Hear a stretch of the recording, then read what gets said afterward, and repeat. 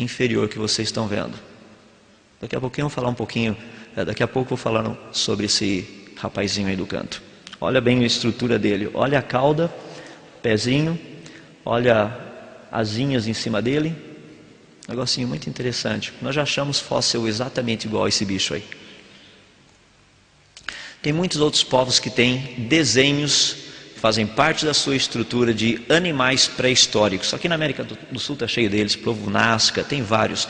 Os maias têm, os astecas têm, não é um negócio assim diferente. Os próprios índios americanos também têm como parte das suas lendas grandes répteis voadores. Interessante, né? A cauda parecia uma flecha, uma lança. Os egípcios também têm todo esse negócio, essas lendas.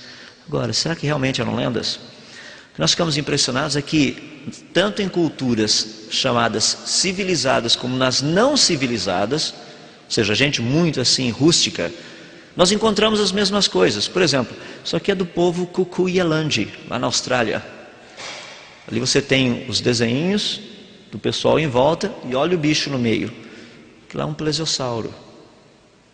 Só que esse negócio foi pintado há cerca de 100 anos antes dos ingleses terem chegado na Austrália. Não tinham nem descoberto fósseis de plesiosauros, porque os primeiros plesiosauros descobertos foram descobertos no finalzinho do século XIX. Bem interessante isso. Quando você estuda a parte de lendas, que no passado eram considerados como registros históricos e hoje são tratados como lendas, nós vemos algumas coisas fascinantes. Essa é uma delas, o poema épico especificamente de um rei anglo-saxônico chamado Beowulf. Esse rei gostava muito de matar grandes animais. Ele matava, por exemplo, dragões. E dois animais que são muito interessantes porque ele descreve em grandes detalhes. Um era um réptil que voava. Ele fala do tamanho da asa, da envergadura, como que era esse negócio. Tinha mais ou menos uns 8 metros de envergadura. A cabeça dele era pontuda como se fosse uma lança. A cauda dele parecia uma lança realmente. Todo esse negócio. O que nos indica que era provavelmente um pteranodonte. O outro, que é um animal que ele morreu e conseguiu matar também, é chamado Grendel. Era um monstro de 12 anos. Esse rei já tinha literalmente liquidado a mãe desse monstro alguns anos antes. Porque esses monstros viviam apavorando toda a região onde ele morava. Então o rei foi lá e resolveu dar cabo de todos eles, matá-los. Agora, quando você pega a descrição desse monstro nos detalhes, esse monstro Grendel, que era na época conhecido como Muthibona, aquele que mata com a boca ou com as mandíbulas, ele diz que era um tipo assim de um réptil grande, cerca de aproximadamente 6 a 8 metros de altura. A sua estrutura era praticamente quase que impermeável aos golpes de espada. Ele tinha 2 patas pequenas superiores que pareciam com mãos humanas. Das 2 patas traseiras permitiam que ele ficasse em pé, como se fosse um animal bípede, ou seja, um ser humano. Ele tinha uma cauda muito parecida com uma cauda de um jacaré. E assim vai a descrição. Quando você para e pensa no registro fóssil, quais dos animais se encaixam? Tyrannosaurus Rex é o mais parecido. Esse é o tipo de material que você encontra por aí ao estudar um pouquinho de literatura. Hoje essa literatura é considerada não como história, mas como mitologia, porque todos sabem que esses animais nunca existiram. É interessante isso? Quem determina o que é mitologia e o que é história? Lembra daquela figura que eu coloquei agora de pouco para vocês, da cultura Chupicuaro, logo no cantinho?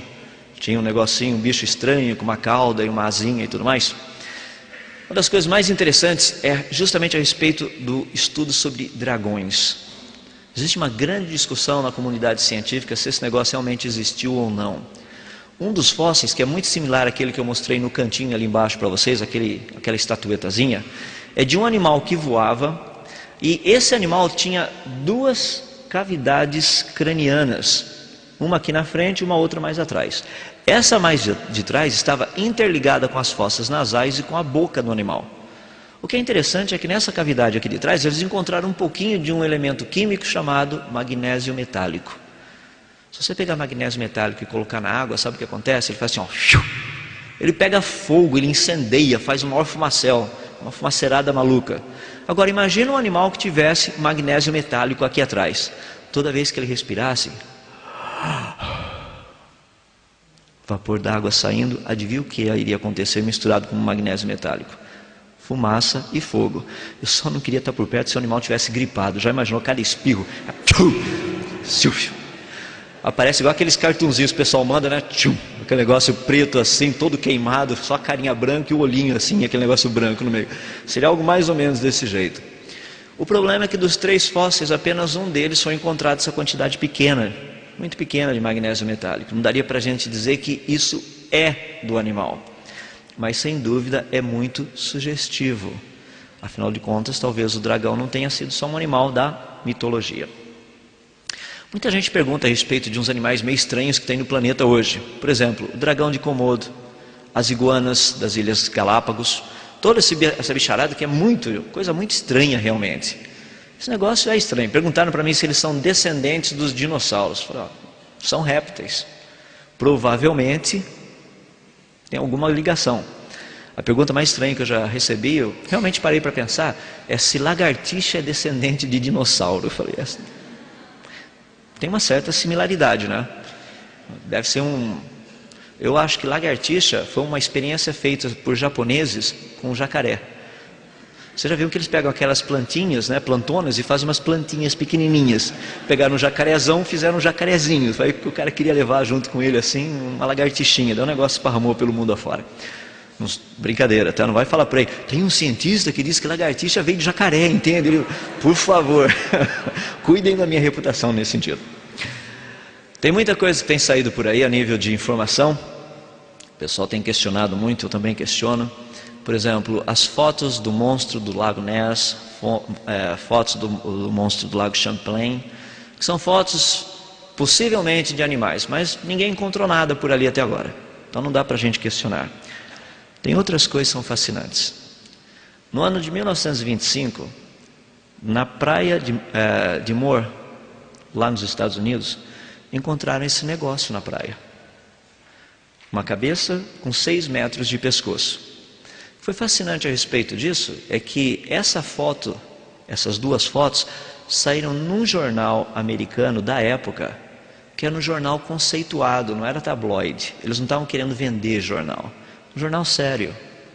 O que é mais fascinante é que de todos os fascículos guardados desse jornal, o único que desapareceu tinha sido esse. O que é mais fascinante é que as fotos originais nunca foram encontradas. Mas há cerca de mais ou menos 10 anos atrás, uma família, tomando conta de um pai o pai faleceu, os filhos foram lá para cuidar das coisas do pai, encontraram 5 jornais da época guardados para repor aqueles que estavam faltando. Fascinante certas coisas, como tem certas coisas que desaparecem por aí, não? Por que será que teria desaparecido? Eu fico questionando. Se fosse um jornaleco, que tem jornaleco, igual aquele que eu mostrei para vocês lá do gigante, eu vi há pouco tempo atrás, isso é bem feitinho com Photoshop, tinha um nenê com uma fralda mais ou menos desse tamanho, título, mãe esquece de trocar a fralda do filho por 7 dias. Nojento, né? Aquele negócio imenso assim. Agora, não é esse o tipo de jornal. Outro que é interessante, ano de 1977, um barco pesqueiro pertinho da Nova Zelândia pescou esse negócio, junto com a carga. Ele havia morrido cerca de mais ou menos por volta de 20 a 30 dias por causa do estado de decomposição. Ele tinha cerca de 10 metros de comprimento.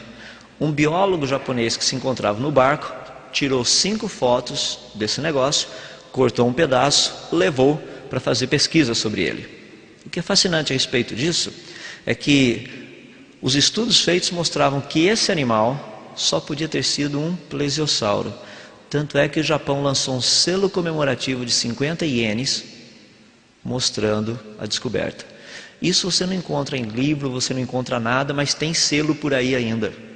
Tem vários amigos meus que têm esse selinho guardado. É interessante como esse tipo de informação não chega até a gente.